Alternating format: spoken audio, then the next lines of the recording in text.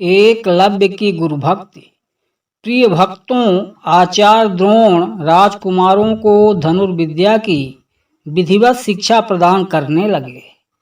उन राजकुमारों में अर्जुन के अत्यंत प्रतिभावान तथा गुरुभक्त होने के कारण वे द्रोणाचार्य के प्रिय शिष्य थे। द्रोणाचार्य का अपने पुत्र अश्वत्थामा पर भी विशेष अनुराग था, इसलिए धनुर्विद्या में वे भी सभी राजकुमारों में अग्रणी थे। किंतु अर्जुन अश्वत्थामा से भी अधिक प्रतिभावान थे। एक रात्रि को गुरु के आश्रम में जब सभी शिष्य भोजन कर रहे थे, तभी अकस्मात हवा के झोंकों से दीपक बुझ गया। अर्जुन ने देखा, अंधकार हो जाने पर भी भोजन के कौर को हाथ मुंह तक ले जाता है।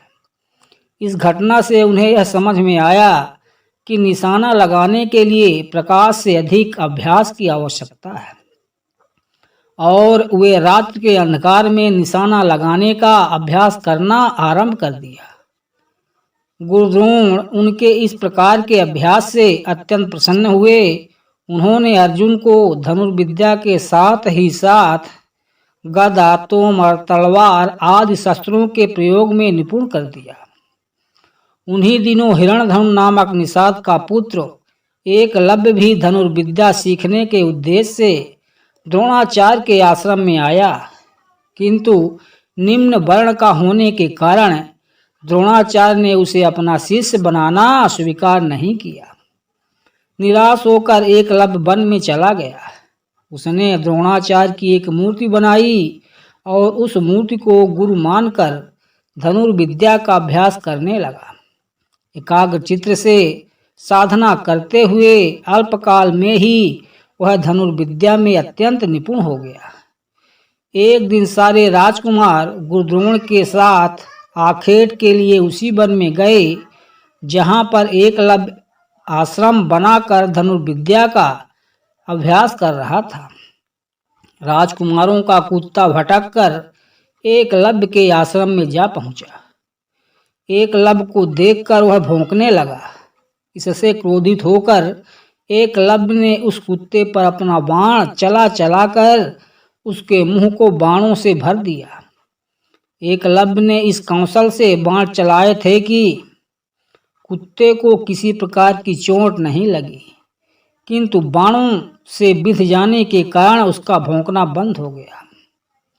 कुत्ते के लौटने पर जब अर्जुन ने धनुर्विद्या के उस कौशल को देखा तो वे द्रोणाचार्य से बोले, हे गुरुदेव, इस कुत्ते के मुंह में जिस कौशल से बाण चलाए गए हैं उससे तो प्रतीत होता है कि यहाँ पर कोई मुझसे भी बड़ा धनुर्धर रहता है।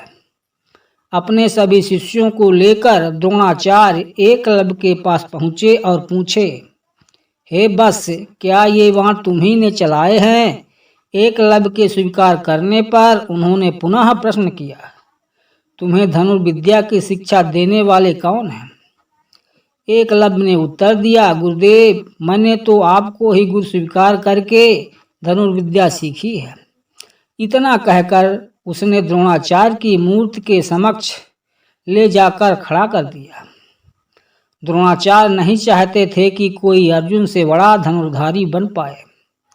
वे एकलव्य से बोले, यदि मैं तुम्हारा गुरु हूँ तो तुम्हें मुझको गुरु दक्षिणा देनी होगी।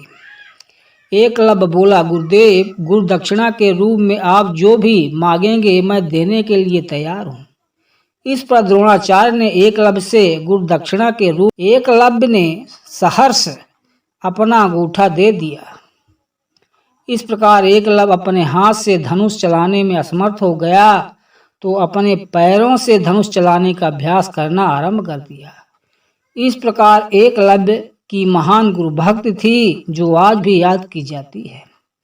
प्रिय भक्तों, इस प्रकार की पौराणिक कहानी सुनने के लिए वीडियो को लाइक और चैनल को सब्सक्राइब कर लें।